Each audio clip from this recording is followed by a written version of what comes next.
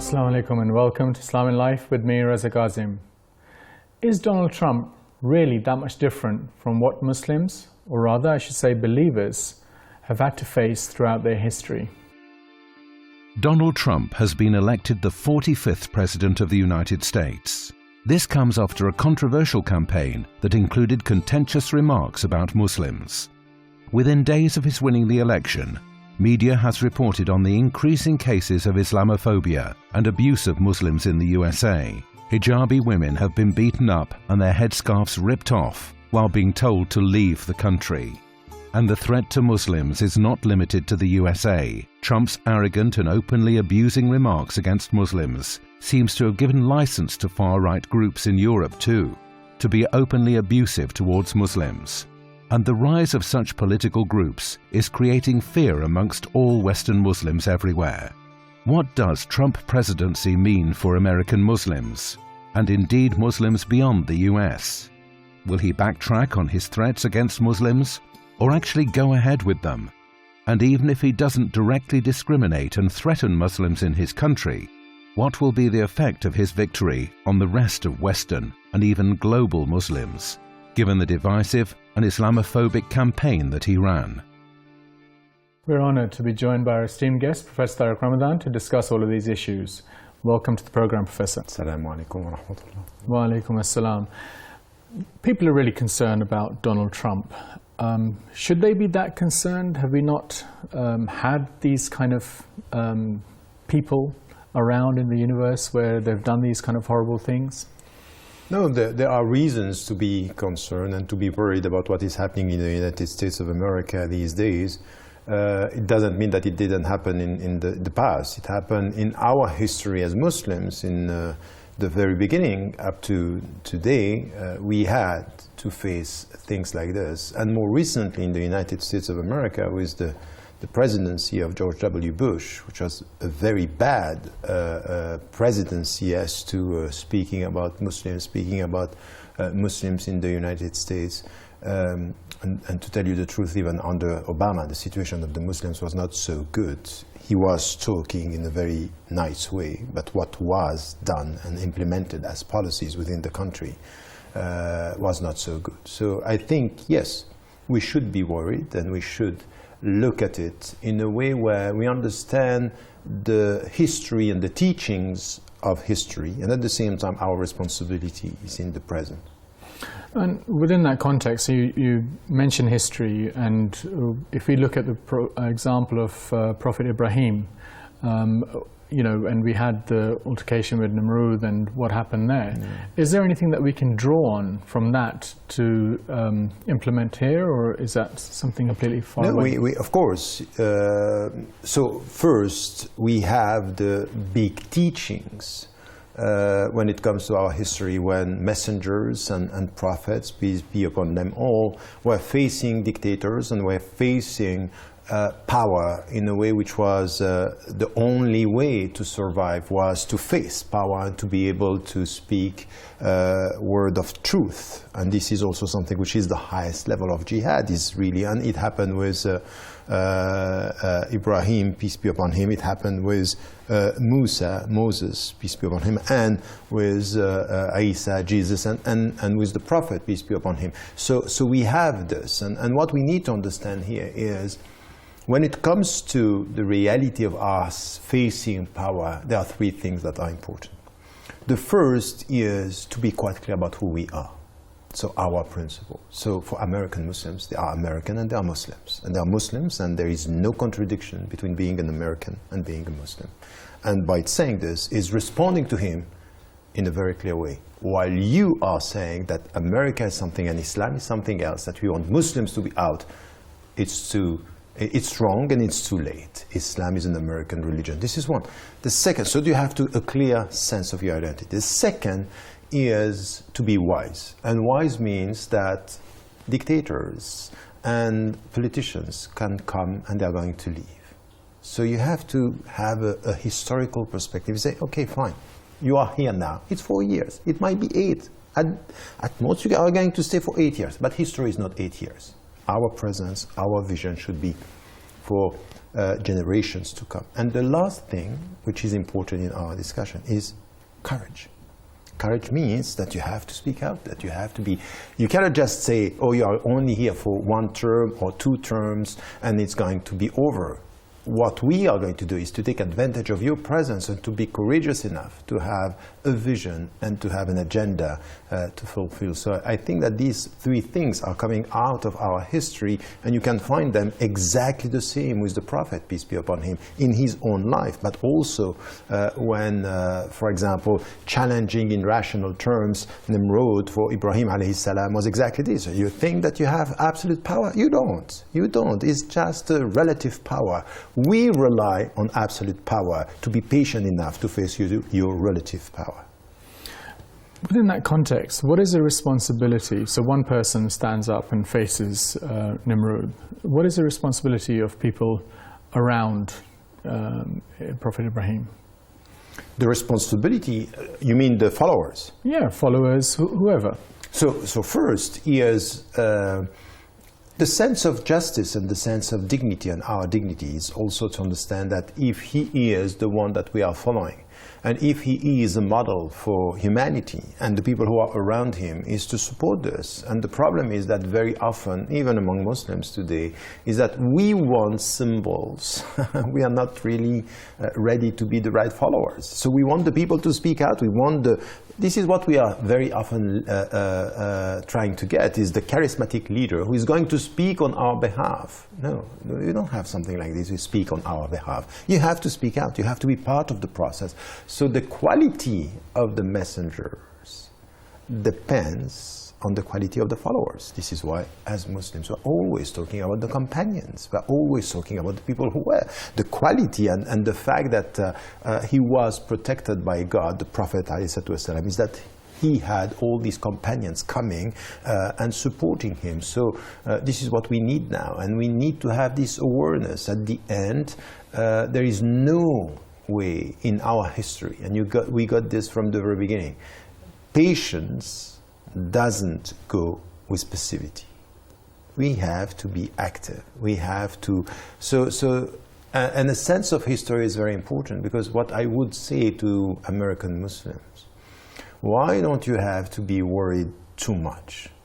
Because if you look at the history of the United States of America, such policies, not only the leader, not only Trump, because the problem is not Trump, the problem is the administration, the problem is the policy. It's the policies that we have within the country. So look at what happened with the Japanese, what happened with the Chinese, what happened with the Latinos, what happened with the black people. That's a history of discrimination, a history of stigmatization, a history of injustice and very bad treatment. The Japanese were so badly treated. The Chinese at the end of the 19th century, in a way which is impossible. Now you go and you talk to the Americans. Who are the best migrants in the country? The Chinese, the Japanese. We are happy with them. While we don't like the black as citizens, we don't like the Latinos as migrants, and we don't like the Muslims as religious people. So we need to get this, which is so important.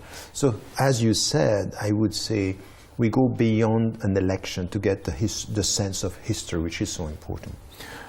When you map out this history of racism that exists within America, how can you square what you've just said with what you said earlier in terms of being American and a Muslim, and there is no contradiction between them? That's a very good point, because this is the perception of the self, your self-perception. This is why you should be strong. Because if you are not strong with who you are, people are going to define you. People are going to put you in your mind the fact that being a Muslim makes you less an American. If you don't get the sense that I don't have a problem, I'm an American and I'm a Muslim, I have multiple identities, you want to reduce me to something, that's not going to work. No one is only one thing. So I think that before challenging the authority of the dictator, be clear with the authority of the self. The authority, your own authority in the way you define yourself. So this is why the Muslims should start by defining themselves. They should also start by using their own terminology. Don't let, for example, Trump and all the others using Islamic terminology in which is completely distorted. In the United States of America, in 24 states now, they are talking about Sharia as something which is a dirty word. By the way, what is dirty in America now, it's not Sharia, it's all this, the last elections, what I said just after the elections, the winning of the election is one word, dirty. What we saw was very dirty. So at one point we have to come with our own definitions, our own understanding of the self, our own definitions of our word, and what it means today to be an American Muslim, starting by saying clearly, Islam is an American religion, willing it or not. But the state power will not allow you, however much you want, to define what the word Sharia means, because the power is so overbearing, and the ability of it to do what it wants and to define things how they want will not allow the individual to...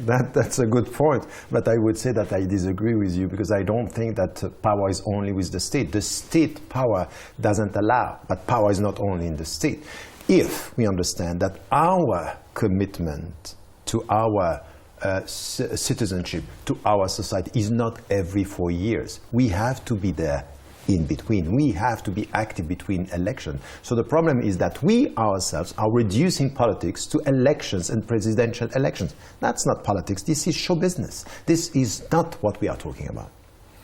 Discussion's getting interesting. We do like to keep the show as interactive as possible and really value your opinion. Here is what you sent us this week.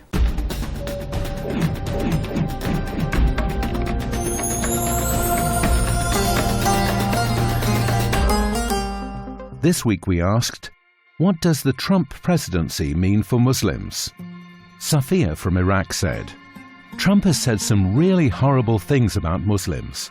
But then again, which American president has been good towards Muslims? They all want to bombard and kill us. Hani from USA said, I really fear the rising Islamophobia in the USA. Suddenly people think it's okay to use vile language against us and to harm us. We are fearful. And Jessica from Berlin said, Americans deserve Trump, but my worry is his influence on the haters here in Europe. I think he's managed to bolster them, and that's worrying. It is a good opportunity for Muslims to show solidarity with their brothers in the US, and it shows that we are in tough times. We have to stand united together. I think he's a very divisive president. A lot of Muslims are standing in fear because of him. And in order for us to counteract his message of hate and division, we need to be always prevalent, always spreading the good message, always setting the best example that we can have of Muslims. Trump, I really think he needs to sort out his priorities. You know, you can label us and you can put tags on us all you want, but know that we are loving humans and all we share is peace. So, you know, good luck with your presidency, but we're not going to stand down, and we would love us for who we are. That's all the comments we have for this week. If you'd like to have your views featured in the show, be sure to follow us on Facebook or join us on Twitter. Now you can send your own videos with your comments and even your questions to islamandlife@presstv.com. One of the things that was mentioned in the clip was this idea of Trump's impact on bombarding others and bombing others. How will that play itself out? Do you see that happening? It's happening already. There will be no change. Will it increase though? I'm not sure. I think that, it might be, but let us be clear on this. We were so happy when Barack Obama came, and in fact, he did much more than Bush on many ways. So the real politics that we had with Barack Obama in Iraq, in Afghanistan, in Yemen, in supporting Saudi Arabia to go and to bombard innocent people in Yemen, and even within the domestic policies with people being jailed, solitary confinement, all these things are happening under Obama. So, and by the way, he's one of the reasons why we have Trump now. So is it going to be worse than that? It might be, and he's unpredictable. But once again, American policy is not about one president. He might have some power in vetoes and things like this, but the policy and the vision is coming out of a whole administration, and it seems that he's unpredictable, and he might be very wise on some issues that we saw just after the election. What is important is facing the inconsistent and sometimes contradictory American policies is our consistent positioning. And I know that so many people are talking about Islamophobia. Islamophobia is everywhere, by the way. It's in Europe, it's in the States. Now, I have a problem with Muslims obsessed with Islamophobia to the point that they put themselves in a situation of victims. Why? I would change this by saying, okay, that's fine, there is Islamophobia. Now, what is our answer? How do we go beyond the reactive answer and say, don't react to Trump, have a vision beyond Trump, have a vision beyond him. He's just a moment in history. He's not history. Lots of things that you've said, and I'll try and see how many of them can be picked up. But one of the things is about that was said in the clip was this idea that it is Trump's presidency and his election that is impacting on people in Europe. Is that the case? Is this the way around it is? Because Brexit happened before. No, I really think it's the other way around. What I have been saying for many years, when I have been involved at the European level for so many years, and we saw, Islamophobia and racism, what is happening in France, what happened in the UK, what is happening in the Netherlands, what happened in Denmark. Many expressions of Islamophobia and bad reaction, to the point that we had in the United States of America people speaking about Europe as Arabia, colonized by Arabs, meaning Muslims. It was not there in the United States. And all of a sudden, even after September the 11th, you didn't have the same bad reaction. It's now worse than what it was just 15 years ago. It means that there is a movement, in fact, influenced by the European context, coming back now and coming, not back, but coming to the States and influencing to the point that you can hear things in the States which were not even thinkable a few years ago. So the influence is the other way around, and now it's coming back to us, and it's a very vicious circle that we are facing between Europe and the United States now, and one nurturing the other. You mentioned about people talking about Islamophobia and the need to have a vision beyond Trump and so on. One of the issues is that for the structures, the power structures that exist in Europe, to actually recognize the depth of the problem, don't you need to talk about the fact that there is Islamophobia, that without recognizing the problem, you can't actually begin to deal with it?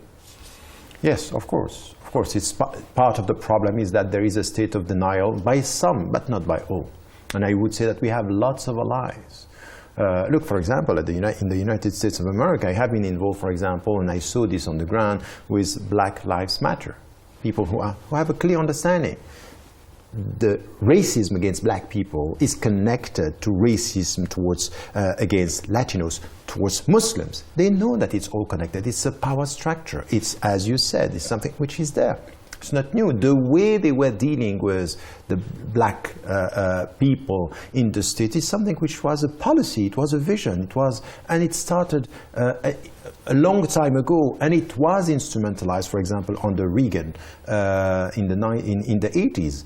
Letting drugs coming within the country in order to stigmatize the black people. This is a policy. We know about that. So there are strategies on this, and it's exactly the same, to the point that we know the infiltrant now and the people who are pushing some to go to the extreme in order to nurture the image they want the people to have about Islam. We know this. So when we are dealing with segments of the society doing this, on the other side, you have people who understand that there is a problem here. It's for us not to do exactly what they want us to do, to isolate ourselves and to think we are the only victims. Oh, it's about Islam, it's something special. No, it's about racism, and it's something common. So let us try to find allies and try to find the people who can understand our struggle and to have a vision for the future. We don't. We are obsessed with an axis which is the West and the United States and Islam and the Middle East, and within the country, how do we deal with power? And we completely underestimate other forces within our society who are our allies, which are our allies today, and with whom we can work, and some leaders with whom we can and we should work now and for the future. One of the things that happened was that Nigel Farage went to see Trump. Yeah. And he made a chilling statement in some ways that this has happened, Trump's victory has happened, there's more to come. So what other impact will there be of Trump's victory? Is there more? Is there more to come of this type? It could, because if Trump was able to make it, everything is possible, because who have thought that this could be possible? He was completely outside, or he was presented as completely outside the whole, US establishment. And by the way, it's not completely true. But on the other side, what we heard is Farage in the UK and Marine Le Pen in France saying, "Oh, that's it. This is exactly what we want." We had exactly the same in the Netherlands, and the populists in Europe thinking if it's possible with him, it's going to be possible for us. And there is a network of people thinking in that way and making Islam a problem, making Muslims a problem, having being racist in many ways, and promoting xenophobia. And because it's also very important, we should not confuse Islam with migrations, but we need to talk about migrants. We need to talk about this because this is one of the big challenges of the future. The Muslims are not talking enough about this. We are not enough vocal when it comes to this insane, unacceptable policy that European countries and the states are promoting to protect themselves from migrants, while they are going there to bombard the people, and they want to protect their countries from people coming and fleeing from wars. I think that this is also something which is part of our dignity. So you know what my main point facing Trump, I will surprise you, is to ask Muslims to speak less about Islam and to speak much more about principles, dignity, equality and freedom. Not only to respond to Trump wants us to feel only Muslims. We have to respond by saying we are human beings, we have citizenship, we are working with people of other faiths, with people with even no religion, but on the basis of principles and dignity. And this is where this is the way our answer should come, and not only as Muslims, and you don't like Islam, so let us show you how Islam is great and nice, and we are kind. This is what we can see with some Muslim organizations, and I think that's not going to work. I am surprised, and I will challenge that, because I would say that if you talk less about Islam, has Trump not won? Because it is precisely the religious sentiment, the religious kind of integrity and identity that he wants to stamp out, him and people of his ilk want to stamp out. So the concept of resistance that you often talk about disappears from the language of the narrative that we talk about. No, but the narrative, if you behave as Muslims and stop talking about Islam, you avoid the trap within which they want you to fall. Because that is exactly, speak about Islam, it's a problem. No, it's not. I'm going to show you through my behavior, speaking less about Islam as a religion, but behaving more as a Muslim citizen and as a citizen with an Islamic background, in which way this is going to work. So I think that we are always responding in a defensive mode. The fact that you speak about Islam puts you straight away in a defensive mode, in the way they are asking you the question about Islam. But if you say, that's not what I want to talk about. I want to talk about equality. I want to talk about citizenship. I want to talk about freedom. My ethical background is Islamic. My commitment is based on my citizenship, and this is why I'm opening up towards my fellow citizens. This is what we want. This is what we want today. And if you have to speak about Islam, of course, but not in the terms you are asked to do. if, for example, you are asking me to speak about spirituality, to speak about the background, the deep Islamic teachings, yes, but not in the way we are forced to speak about Islam. So I would like to have more Muslims speaking less about Islam and being more visible through their behavior. At least a headline-catching comment that you've come up with. People are getting worked up about Trump, as they should be. But in terms of Muslims having the historical experience of dealing with the likes of Nimrud or Fir'aun or from within as the Yazid of our time, it is nothing new. Muslims could be scared, or they should see it as an opportunity to challenge the Fir'aun or Nimrud or Yazid of our time as per the prophetic example. Arguably, it makes it easier to follow the prophetic path. That's all the time we have today. I would like to thank Professor Tariq Ramadan for joining us, and I thank you all for watching. Until next time, goodbye.